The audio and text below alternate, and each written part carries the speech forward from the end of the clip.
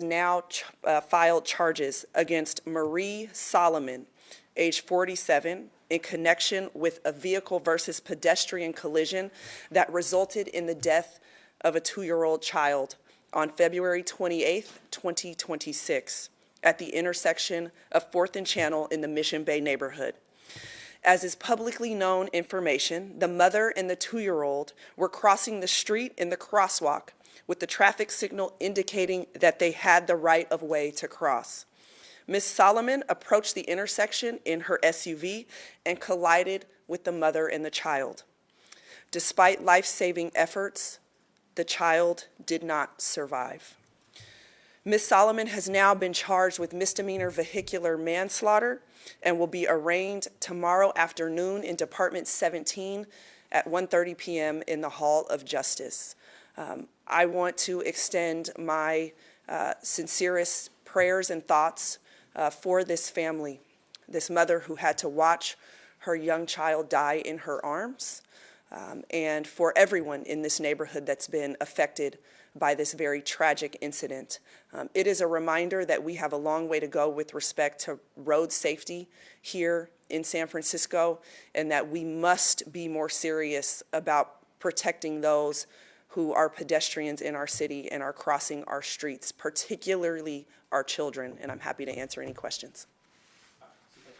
How was the determination made between simply an accident and a criminal act? What was it that took this to a place where you felt it needed to be charged as a crime? What amounts to a misdemeanor is negligence being present. And so if it is determined that it was a negligent act on the part of the driver that caused the death, then that is what merits a criminal action with respect to a misdemeanor. If it is reckless behavior that led to the collision, then that amounts to a felony. And what was that? Can you elaborate on what you determined was that act to lead to this? At this point, it's a failure to yield, well, crossing into the intersection against the driver's right-of-way. The pedestrians actually had the right-of-way in this situation, as well as the failure to yield to pedestrians who are in a crosswalk. Was there a mobile phone used? Anything like that? Anything to indicate that there was a failure to pay attention? Right now, that's the most of the facts that I can share. More will come out, of course, as this case proceeds. Is it true, though, that drugs and alcohol is still not a factor? I remember hearing that at the time, or do we? We have no evidence that they were a factor at all. Yeah, that would most certainly change the charges if we had a controlled substance on board. All right. Thank you. Thanks, everyone.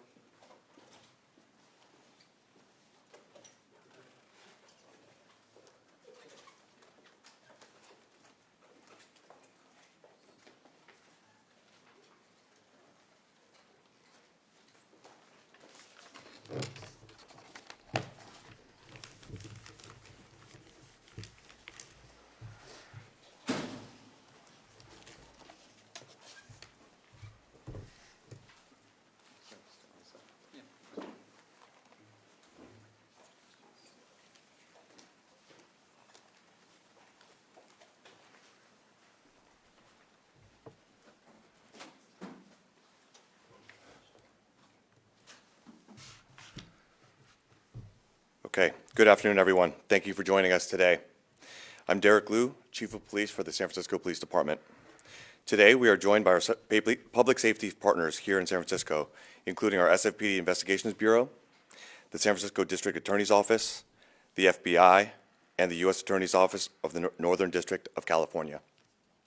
We are here to discuss the attempted murder and arson incident that occurred early Friday outside a home in the Russian Hill neighborhood of San Francisco, as well as the subsequent threats outside OpenAI headquarters. I want to be clear, attacks like these will never be tolerated in San Francisco, and anyone who seeks to do harm in our city will be swiftly arrested and held accountable for their crimes. You will hear from our District Attorney, Brooke Jenkins, and U.S. Attorney Craig Masakian, who will have more details on criminal charges in their respective jurisdictions. But before that, I want to highlight the work of our exceptional officers who swiftly identified the suspect in this case and took him into custody. He is identified as 20-year-old Daniel Moreno Gama of Texas, and he is currently in custody in San Francisco County Jail. We are a safe city thanks to our officers and law enforcement partners. And this case illustrates our preparedness and ability to successfully navigate the unexpected. You will hear shortly from Deputy Chief Luke Martin, the head of our Investigations Bureau. He will detail some of the facts of this case as we currently know them. He will also briefly discuss yesterday's arrest of 2 individuals involved in a shooting incident in the same area of Russian Hill. As of right now, we do not have evidence to suggest these cases are related. I also want to stress that these cases are still active investigations and continue to move rapidly. Investigators have been working around the clock and following multiple leads both locally and outside of California.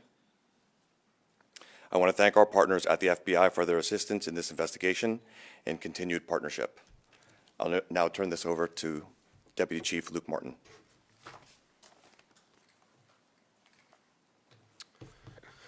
Good afternoon. Thank you all for being here, and thank you, Chief Lou. My name is Luke Martin. I'm the Deputy Chief of Investigations at the San Francisco Police Department. As the Chief said, I will give you a brief overview of the facts of this case as we know them. I want to remind everyone that this case is active and is moving rapidly, so there are some details we unfortunately will not be able to discuss today. On Friday, April 10th, at approximately 4:12 a.m., San Francisco police officers from Central Station were dispatched to the report of someone throwing an incendiary device at a home in the Russian Hill neighborhood. Officers swiftly responded to the scene where they met with firefighters and security personnel. The officers determined that a suspect had thrown a Molotov cocktail at the gates of the home before fleeing the area on foot. Thankfully, witnesses on scene extinguished the fire and no one was hurt. While on scene, our officers reviewed security footage and broadcast an image of the suspect department-wide. Approximately 1 hour later, at 5:07 a.m., officers from Southern Station responded to the 1400 block of 3rd Street where a subject was threatening to burn down the headquarters of OpenAI. Officers took the subject into custody and immediately recognized him as the same individual from the earlier incident on Russian Hill. The individual, identified as Daniel Moreno Gama of Texas, was in possession of additional incendiary devices as well as flammable liquid and a lighter. Officers seized the evidence and booked Moreno Gama into San Francisco County Jail. Our investigators also contacted the FBI and began working jointly to follow leads outside of California. I want to thank our partners at the FBI for their assistance with this ongoing investigation. We also had a shooting incident early Sunday morning in that same area of Russian Hill. In that case, officers learned that a vehicle with 2 occupants drove past a residence when the gunfire erupted. No one was shot or injured in that incident. Our investigators identified the vehicle associated with the gunfire and executed a search warrant on the 2000 block of Taylor Street. Officers arrested 2 individuals and seized 3 firearms. Amanda Tom, 25, and Muhammad Hussein, 23, were booked in jail for negligent discharge of a firearm. At this time, we do not have any evidence to suggest this incident was related to the case on Friday, but both cases remain active. If anyone has information about these cases, please contact the San Francisco Police Department at 415-575-4444 or text a tip to tip 411 and begin the message with SFPD. Now I want to welcome Acting Special Agent in charge of the FBI's San Francisco Field Office, Matt Cobo. Thank you, Chief. Appreciate it, Chief Lou. Thank you. My name is Matt Cobo. I serve as the Acting Special Agent in charge for San Francisco FBI. Today's charges outline a dangerous and deliberate plan to bring violence into San Francisco.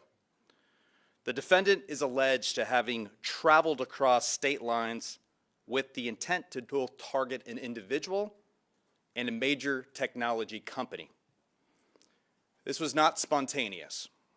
This was planned, targeted, and extremely serious. The FBI brings unique authorities and capabilities in cases like this, and especially with threats across state lines. This law enforcement team here, they move quickly, identify the suspect, assess the threat, and coordinate across multiple jurisdictions. As part of this investigation, the FBI today executed a court-authorized search warrant at the defendant's residence located in Spring, Texas.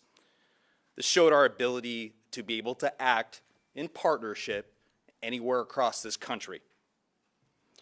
Whether a threat begins just across the road or across the country, the FBI has a reach and the resources to respond. Let me be clear. We will not tolerate the individuals coming into our areas of responsibility to carry out acts of violence. If you travel here with the intent of harming our people, damaging our property, and intimidating our communities, you will be identified, investigated, and brought to justice. The FBI is committed to protecting our nation's innovation leaders and the companies that drive our economy forward. Whether they come from individuals, these individuals can come from threat groups or criminal enterprises, we're going to meet that threat and address it accordingly. Acts targeting technology companies are not just local crimes, they have broader implications in economic security and public safety. This case highlights the strengths of partnerships. That's clear today. SFPD officers were absolutely critical in an immediate response and investigations on the ground, and they continue to investigate with the absolute incredible professionalism. The San Francisco District Attorney's Office and the United States Attorney's Office ensure these cases are charged appropriately and pursued aggressively. We are a united front here, and we are going to keep this city of San Francisco safe. I want to thank the investigators, the analysts, the partnerships for their swift efforts in moving this case forward. We will continue to stand vigilant. We will work together and use every tool available to prevent violence and protect this great city of San Francisco. And I'll turn it over to our district attorney, Brooke Jenkins. Thank you, Brooke. Thank you. I first and foremost want to say that I'm grateful that Mr. Altman, his family, and his employees were uninjured in these attacks and are safe. I want to thank the San Francisco Police Department, the FBI, and all of our federal partners, as well as those law enforcement agencies in Texas, for their swift attention to this and the level of partnership that took place in order to make sure that we could build a chargeable case. My office has now filed charges against Daniel Moreno Gama in connections with the incidents that took place on April 10th. First, I will outline the charges in connection with the incident that took place at Mr. Altman's residence. We have charged as follows: attempted murder for victim Sam Altman, including an allegation that it was willful, deliberate, and premeditated, as well as an enhancement for the possession and use of a deadly weapon, which was the incendiary device. Attempted murder for the security guard that was at Mr. Altman's home with the same allegation and enhancement. We have charged attempted arson of the home in violation of Penal Code Section 455, subsection A, possession of a destructive device in a public place in violation of Penal Code Section 18715, subsection A, possession of a destructive device or explosive with the intent to injure or intimidate in violation of Penal Code Section 18740, and exploding or igniting a destructive device with the intent to murder in violation of Penal Code Section 18745. With respect to the incident that took place at the OpenAI headquarters, we have charged the following crimes: attempted criminal threats as it relates to the security guard that was present, as well as an allegation of use of a deadly weapon, possession of a deadly weapon. A violation of Penal Code Section 453, subsection A, which makes it a crime to possess or manufacture an incendiary device with the intent to willfully or maliciously commit arson. And a third charge, which is attempted arson in violation of Penal Code Section 455, subsection A. Be assured that this conduct is being taken seriously. We interpret this behavior for just what it is: an attempt on Mr. Altman's life and an extreme danger to those around him and those who work for his company. As the DA, my office will prosecute this case to the fullest extent of the law. This should also be a moment where our nation reflects on the often incendiary rhetoric that is being used in discussions about artificial intelligence and its future impacts on our society. In no way should we be at the point where a man could have lost his life over differences of opinion and concerns. We must, as I've said before about political rhetoric, turn down the temperature of our discussions and engage in healthy dialogue. We must focus on solutions towards protecting our workforce and protecting each other. But as we have said today, this type of conduct, this type of behavior is something that we will investigate and prosecute fully, and it will never be accepted in San Francisco. I would like to now turn it over to the U.S. Attorney for the Northern District, Craig Masakian. Thank you, DA Jenkins. Good afternoon, everybody. I'm Craig Masakian, the United States Attorney for the Northern District of California. Earlier today, my office filed federal charges against Daniel Moreno-Gama, the individual who is suspected of traveling to San Francisco from Texas in order to kill the CEO of a major AI company. Before describing the allegations in our federal complaint, I want to emphasize that what I'm about to describe are just that. They are allegations. Every defendant is entitled to a presumption of innocence unless and until proven guilty beyond a reasonable doubt. As alleged in the federal complaint, in the early morning hours of April 10th, Mr. Moreno-Gama traveled to two neighboring residences in San Francisco owned by the CEO. He allegedly approached the residences, threw a Molotov cocktail that caused a fire, and then fled. He then went to the headquarters of the AI company, attempted to break the glass doors of the building with a chair, and said that he had come to burn down the location and kill everyone inside. SFPD gratefully promptly responded. They found the incendiary devices, kerosene, a lighter, and a document that Mr. Moreno had apparently authored. This document contained views opposed to AI and AI executives and reflected that the author had killed or attempted to kill the CEO. The federal complaint contains two charges, one count of violating 26 U.S.C. 5861 subsection D, possession of an unregistered firearm, and 18 U.S.C. 844I, damage and destruction of property by means of explosives. We are at the beginning of this investigation, but if the evidence shows that Mr. Moreno-Gama executed these attacks to change public policy or to coerce government or other officials, we will treat this as an act of domestic terrorism and together with our partners prosecute him to the fullest extent of the law. One final word to echo what DA Jenkins said. I want to remind people to disagree. It is okay to disagree. It is okay to debate. This is a country that was built on both. But remember, the truth is often found in that very narrow space where two competing ideas come together and clash, and we will not tolerate any attempt to change the way Americans live and work or think through fear or violence. I want to thank the San Francisco Police Department and Chief Liu, the FBI, Special Agent Cobo, DA Jenkins, for supporting the very quick action that was taken in this case. Everybody jumped into action, worked together with one goal only in mind, and that was to protect the safety of Mr. Altman, his family, the people that work for his company, and the residents of this community. I also want to take a moment to commend one of the lawyers from my office, Alexis James, who is with us here today. She worked night and day over the weekend to do everything that was necessary to charge the defendant and to facilitate and to arrange for the searches, the very important searches that occurred in Texas. So to Alexis, thank you.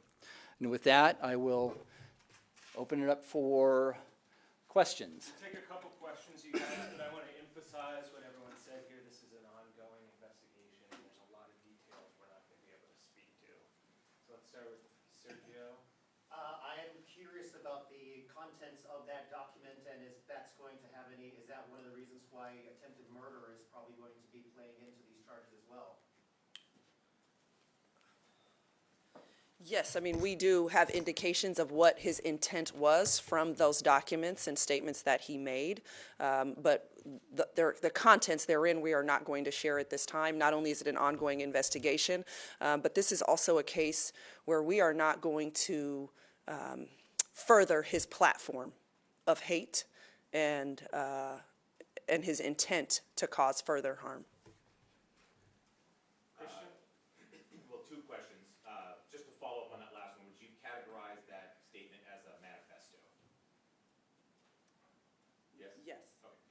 And the other, just to follow up, and then the other question is how do you run parallel prosecutions in this case without running into prosecutorial issues of prosecuting somebody twice for the same incident? I know that this has come up before in cases where there are federal charges and local charges. How do you balance that, and how do you find that middle ground? I mean, I think we can both speak to this, but we have had considerable conversation already about how our offices will plan to proceed and that there will be continued communication. Yes, we can run into legal hurdles down the line when you have parallel prosecutions. Our job right now is to make sure that he is prosecuted in the manner that he should be. There are crimes for which there's federal jurisdiction. We have different exposures when it comes to consequences, and so needing to make sure that, again, we protect both prosecutions, it will require communication and work between our offices. I agree with that. This is a case, obviously you have an individual who lives in the city of San Francisco and his family and his company, so it makes perfect sense for the DA and SFPD to step in. It is their job, and they do a great job at it of protecting the residents and of the city and county of San Francisco. But at the same time, there are very significant national, federal interests in this case that we need to explore. And at this point, we will file the federal charges, the state will file their charges. The two investigations will most likely run in tandem. And at some point down the road, if it makes sense for one or the other to step back, that's a possibility. But right now, we feel that there are interests on both sides, the state and the federal side. And it is important for both sides to file charges. And I do not anticipate any issues going forward because of that. Okay, so what do those charges actually lead to? How many years behind bars? And the question from Houston, from the stations in Houston is asking if you guys know what college he went to. Those two questions. I can answer the college. So we don't have a confirmation that he is attending school right now, but the college that he was affiliated with at some point over the last year was called the Lone Star College. And I believe that was in Montgomery, Texas. For our state charges, he is facing 19 years to life in prison.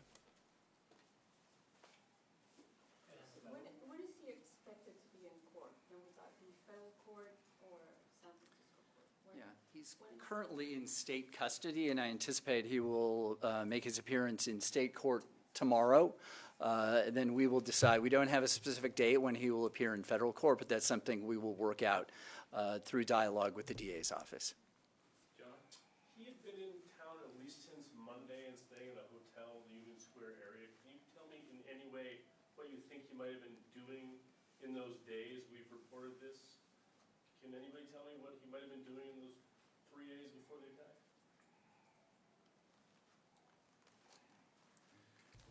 So yeah, so we're still, obviously it's a very active investigation. We're still poring over a lot of evidence and movements and those things, so can't really comment about details on what he was doing leading up into this. Can you speak at all about the gun that was found in the hotel? No. So two questions. One, I heard that there was no connection between the two incidents, the one involving the Molotov cocktail and then yesterday's shooting. But just to close the loop on that and clarify, in yesterday's shooting, is there any evidence that Mr. Altman was targeted or that his home was targeted? And then secondly, there's been chatter online or questions about whether the defendant in this case is at all linked to the cult-like group known as the Scythians. So could you speak to whether there's any evidence of that? So unfortunately, same answer. It's still a lot of evidence that we're sifting through. Very active. Like everyone stated here, investigators are working around the clock to get through all that stuff. So unfortunately, I can't talk about any associations at this point or really any motivations even. We got time for two more questions, okay? Right here. Hi, so quick question. So we know in the manifesto and police report, it was mentioned that there are other tech executives that he is targeting. Do we know who else is on his list? And also, a lot of people have located a Substack channel attributed to him where he talked about the existential threat of AI and detailing his core beliefs. Can we confirm whether it belongs to him? Thank you. So let me do, I'll take the first question, and then we'll get the second question. The boss here is allowing us time here. We have the FBI and the San Francisco Police Department. We have reviewed this document you are referring to as the manifesto. We have thoroughly gone through that. We've reviewed it. We did identify individuals in that as part of our policy procedures, along with San Francisco PD. We did what we call is duty to warn. And all those, I think we have every one of those people identified. We touch base with them. We understand what it is, and we do not assess that there's any specific threat to any of those through the course of this weekend. No, we will constantly be vigilant.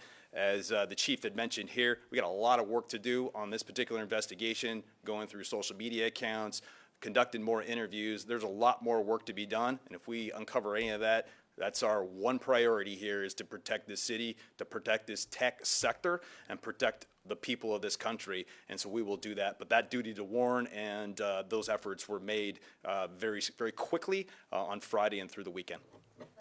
The second question? I'm just out of protecting those people right out this time now. Yeah. Thank you. Last question. The second Substack question. The Substack channel is... Yes. We got a lot of work to do on that, but yeah, there was that referenced in the document that we believe he drafted, and we're going to follow that to the conclusion. Thank you. Working alone? Are there other suspects being investigated, or do you believe they have acted alone? So I'll go ahead and take it. So I mean, that's part of our investigation, right? Especially with San Francisco PD and the FBI, we take a look at the entire picture, and that includes identifying any co-conspirators, any people who have any information about it, and that's when this group of chiefs here and our prosecutors, we are going to take a meticulous look at every single thing in this particular case. I mean, this is targeted as CEO of a very critical company here, not only in San Francisco, but for our country, and so we're going to do our darndest to cut that investigation completely through. You guys, thanks for coming. I appreciate it. You guys have our email and our phone number if you need to follow up with anything. Please reach out. Thank you. I'm gonna charge you guys. You guys try to take me out. You broke that.